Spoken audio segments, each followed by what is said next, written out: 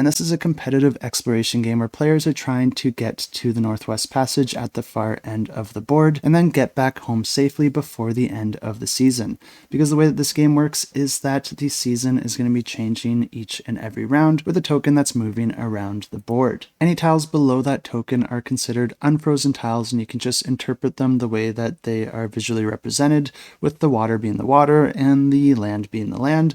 But any tiles above that token are going to be considered completely frozen, and you won't be able to navigate your ships through it, and you won't be able to move any ships that get stuck in the frozen ice. But instead, you're going to be deploying these little sleds that can move across the land normally. But once all the water is frozen, your sleds can move through that frozen area as well. But before I get into the details of how the game plays, I just want to mention that this is a new edition of an existing game. Every aspect of the game has been completely overhauled, and they're also adding a solo and co-op mode as well. And they're also going to be adding a new terror expansion, which I'm sure will add a lot of interesting events. But the way the game works is that players are going to be taking turns performing various actions on their turn. One of those actions might be to take a tile from the display and then place it anywhere that they want out on the board, so long as the tile matches up with the adjacent land and water wherever you place that tile. It is possible that when you place a tile, you'll end up with an empty square somewhere in the middle of the map. And anytime that happens, you just take one of these square tiles for free and fill it in just to give it that complete look. Anytime that a tile is taken from the display, you're going to be replacing it with a new one from the supply,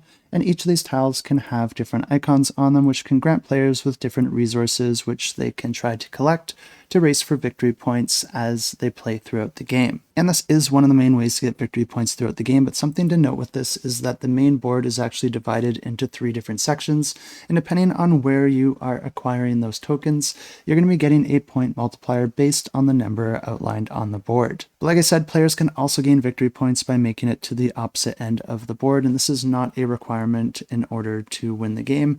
You just get a lump sum of victory points if you're able to do so, with the players getting their first getting the higher victory point tokens. This works the exact same way for returning back home, because the first player to make it back to their starting position are also going to have access to the higher victory point tokens there. So there is a bit of a race to reach the end of the board and then be the first to make it back, but you're not only racing against each other, because there's the season token that's going to be moving around the perimeter of the board, and once it reaches its final location, any players still located in the Northwest Passage are going to be lost to the Northwest Passage. That's going to be costing you some victory points at the end of the game, which makes winning the game very unlikely. But I did mention, as that season token's moving around the board, it's going to be dictating which sections of the board are frozen and which sections are not. And like I said, you'll be able to deploy your sled in order to move around those frozen sections. But what's cool about this is that every action that you perform in this game is going to be done by exhausting some of your crew, and you're going to have a set amount of crew at the top of your board,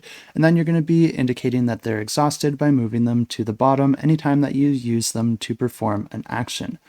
But anytime that you move your sled away from your boat, you'll then have to decide how many of your crew you want to move into the column to go with your sled. This means that however many crew you decide to send off in your sled, you are stuck with that decision until you get that sled back to the ship. And anytime that you do have your sled separated from your ship, the actions work in the exact same way, with you using any of your unexhausted crew in order to perform actions around your ship or your sled, and then exhausting them to the bottom of the board in their associated lanes. These actions will essentially allow you to place new tiles, move your sled or your boat across the water or land, and also pick up any tokens from a tile. The game continues like this, with players taking turns performing their actions to explore and reach the end of the Northwest Passage, and then try to make it home safely before that season token gets all the way around the board.